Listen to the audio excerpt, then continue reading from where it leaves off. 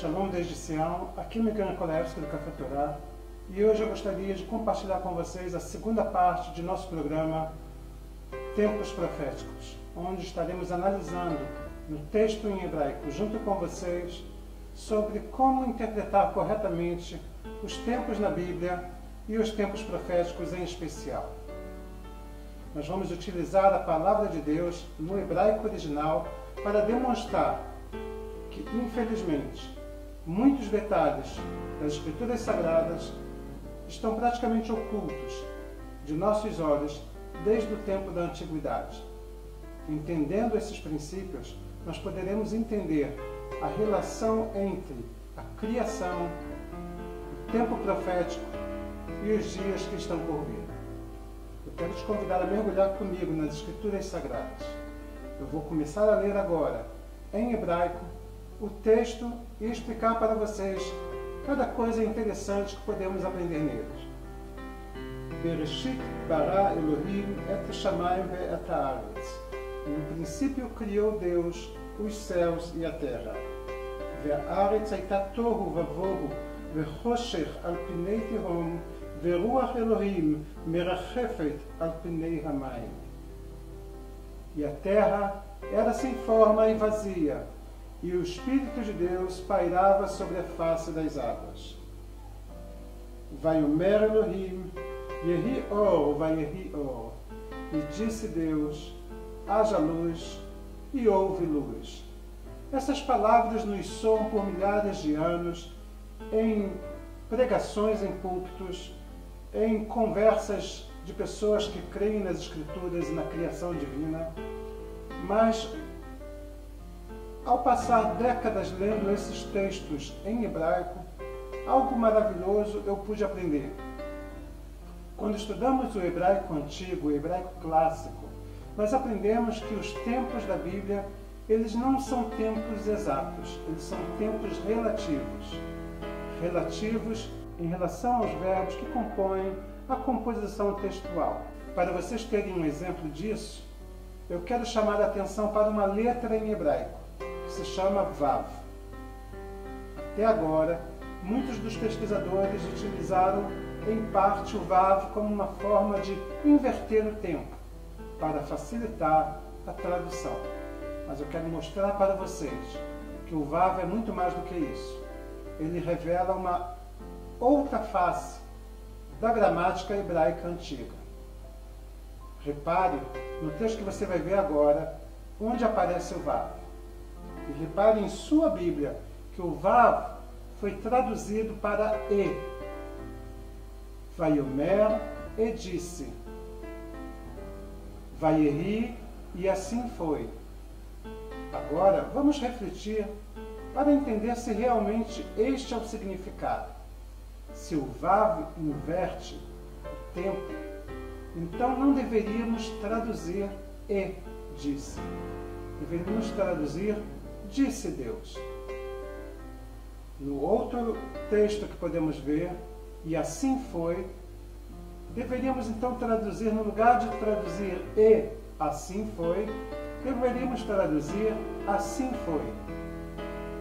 Analisando o texto, principalmente no capítulo 1, eu cheguei à conclusão de que ou devemos utilizar um método de tradução ou outro método de tradução.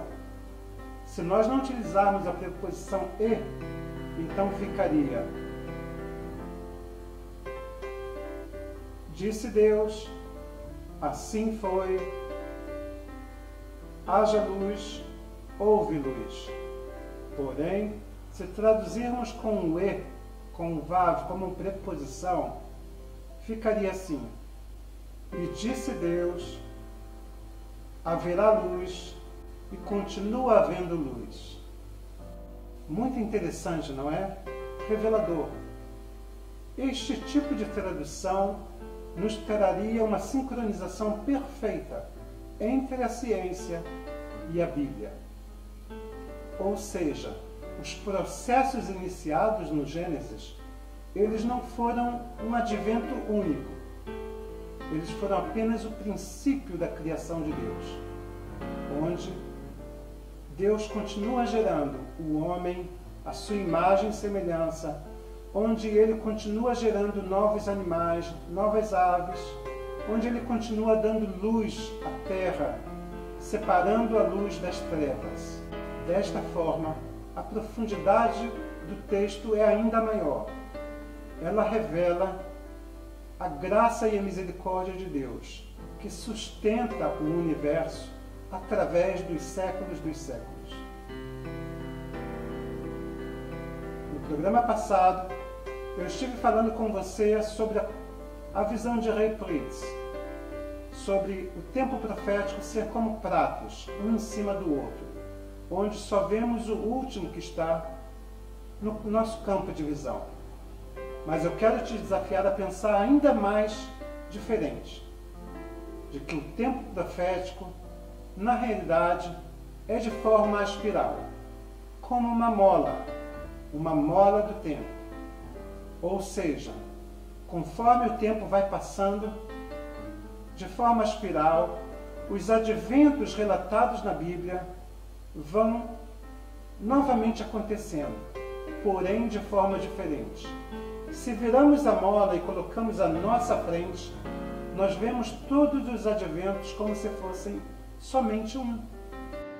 Veja a ilustração a seguir, da mola do tempo, comparada ao DNA. Note como diversas partes do DNA são muito semelhantes. Elas parecem se repetir, mas não são idênticas, exatamente como as profecias. É importante salientar que muitas das profecias que estão na Palavra de Deus já se cumpriram pelo menos uma vez.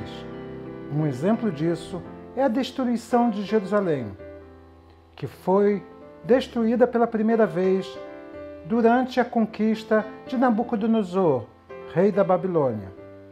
Numa segunda etapa, Jerusalém foi destruída no ano 70 da era cristã. E o profeta Zacarias também profetiza que nos últimos dias a cidade será sitiada e tomada.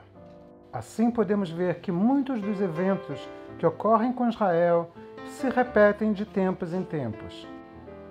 Em nosso próximo estudo, eu estarei mostrando as diversas profecias que estão na Bíblia, que já se cumpriram e deverão se cumprir em breve novamente. Pois bem, é assim que o hebraico que Jesus falava, que ele pregou, ensinou e profetizou, nos revela que muitos dos acontecimentos descritos nos evangelhos, os acontecimentos proféticos, já aconteceram, estão acontecendo e acontecerão. E por que isso? Porque o nosso Deus tem uma palavra viva que se move através do tempo, cujo objetivo é nos preparar a cada dia para vivermos uma vida em santidade, sabendo que a qualquer momento essas profecias podem se cumprir.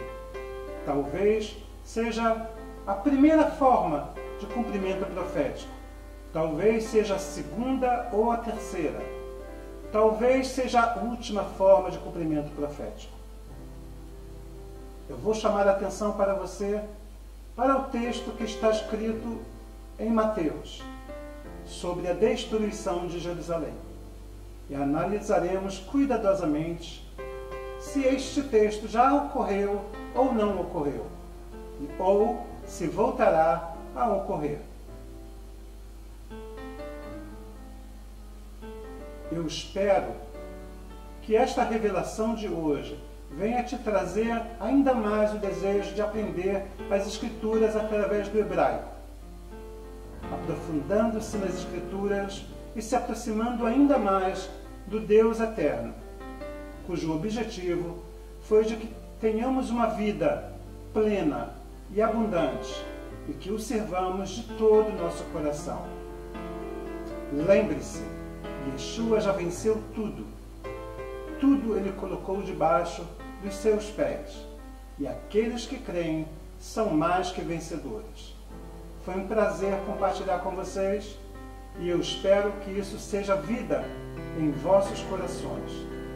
Desde Sião, Miguel Nikolaevski, do Café Torá.